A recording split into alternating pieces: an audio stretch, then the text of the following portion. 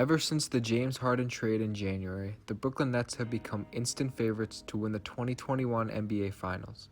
Their high-powered, fast-paced offense has made for probably the best offense we've ever seen, but their major problem lies on the other end of the court.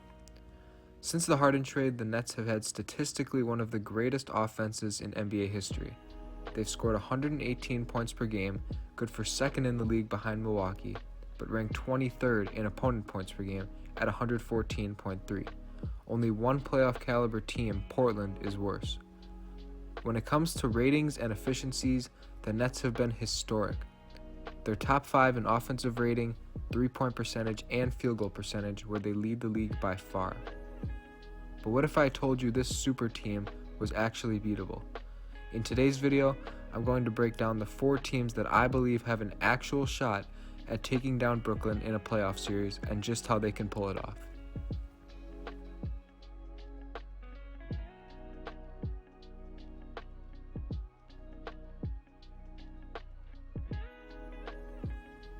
Despite their recent struggles in the regular season without their 2 superstars, the Lakers are still a team worth contending for a championship and are the first of 4 teams I believe can take down the Brooklyn Nets this season. One thing that LA does really well is play with their size. The Nets have absolutely no one that can compete with AD down low, not to mention they have Andre Drummond and Montrezl Harrell to help as well. This of course leads to 45% of their points coming in the paint, ranking first among top playoff teams. And even though they don't shoot the ball particularly well from deep, the Lakers need to be able to hit shots from outside when it matters most to beat a team like Brooklyn.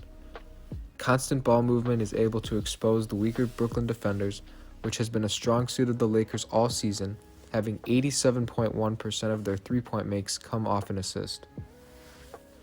Here, we see Brooklyn in a man-to-man set where Kuzma is being guarded by Kyrie. Kuzma curls and fakes the screen for Matthews, forcing him to cut to the basket. But instead of fading to the right corner, he curls around Gasol, heading back to the left corner spot. I'm not exactly sure what Kyrie is thinking in this moment, but his defensive unawareness allows Gasol to block Harden from a contest, leading to a Kuzma open 3. When it comes to the defensive end, it's easy to say that Brooklyn would score 120 points per game against anyone, but against the Lakers, I don't necessarily see that being the case. As far as matchups go to start the game, this is how I'd play Brooklyn and their big 3 if I was on the Lakers. You've got your 2 best defenders on the 2 biggest threats. While Schroeder doesn't match up great with Kyrie, you have to work with what you got. A reoccurring theme on how to stop the Nets that you'll see in this video is ball pressure. A significant portion of Brooklyn's points come when James Harden drives to the basket. From here, he always has 3 solid options. He can either lob to the center, kick out for 3, or take the floater himself. By taking out that middle drive early, LA can force the ball out of his hands and make other players beat them like Harris, Griffin, or Shamet. It's also important to note that if they were to meet in the playoffs, it would of course be in the NBA Finals, where we've seen LeBron elevate his game to the next level for his team to succeed.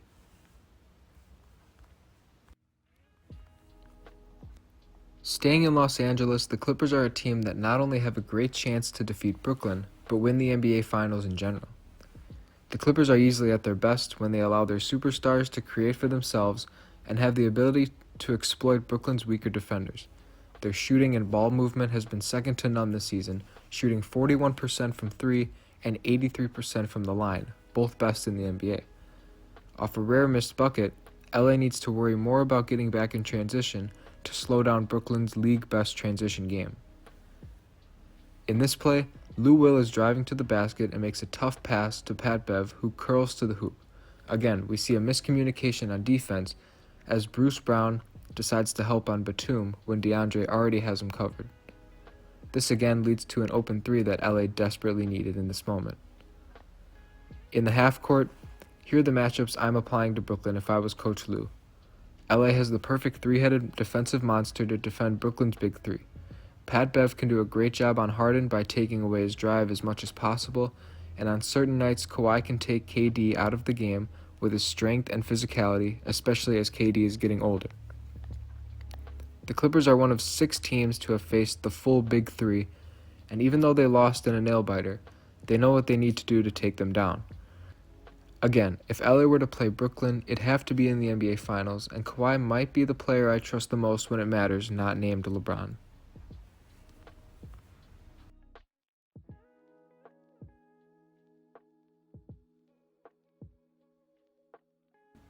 At number 3, we see our first inter-conference opponent, the Milwaukee Bucks.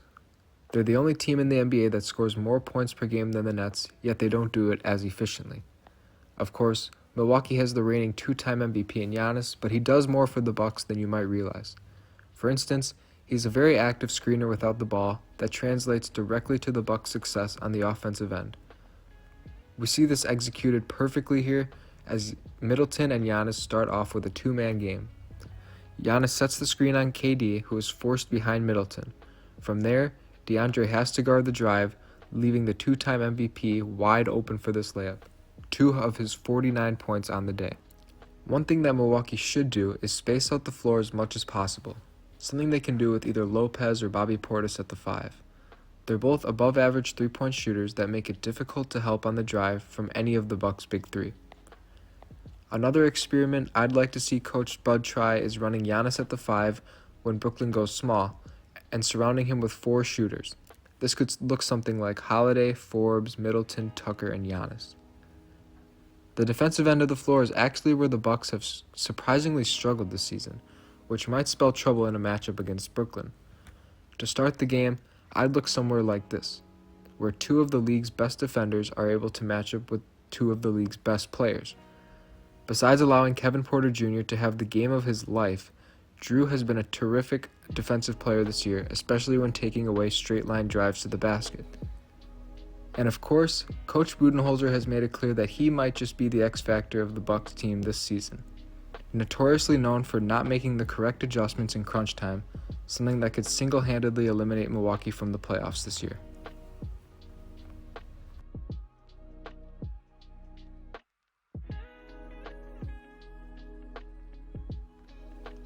Yes, you saw that correctly. While it would have to come in the first round, I can legitimately see Miami defeating Brooklyn in a playoff series, and here's why. Not only do the players, but the entire organization are very accustomed to the concept of winning. They've been excellent at identifying their strengths and have been able to capitalize them in recent years. On offense, Miami has to be unselfish around the perimeter. We saw Miami destroy Milwaukee last year with their hot shooting, mainly due to their ability to penetrate and find the open man, even if it means making an extra 2 or 3 passes.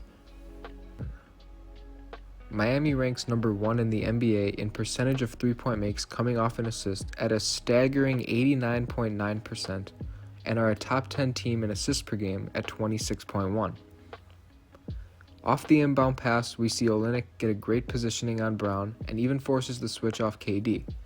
From here, he's able to drive right to the hoop where Bam makes a great read, seeing no help under the basket. And yes, I know Kelly isn't on the team, but this was still a great offensive execution against Brooklyn. Bam should also have a field day with DeAndre covering him and can beat Brooklyn with his interior and mid-range scoring. Finally, it's important that the Heat allow Dragic to run the offense similar to how he did last year in the bubble. He's a great facilitator and decision maker, and is vital to the team's overall success. On defense, I think the Heat should look something like this when it comes to their man-to-man matchups. Even though they may struggle to contain the guards, they've got 6 guys that they can rotate with when guarding Kevin Durant. That would be Jimmy Butler, Bam Adebayo, Precious Achiuwa, Trevor Ariza, KZ Okpala, and Andre Iguodala. Of course, cutting off the straight-line drives to the basket would be most likely a perfect job for Butler, but Oladipo is capable of this as well. Finally, the Heat culture. We've seen it in the past. Pat Riley and Eric Spoelstra-led teams have been notoriously known for simply wanting it more, and will do whatever it takes to win. Although it's unlikely, I'm confident that the Heat can again embrace the underdog mentality and knock off the league's best team again. Make sure to leave a like if you enjoyed, and comment which teams you think can beat Brooklyn in a playoff series this year. Thanks so much for watching, and I'll see you in the next one.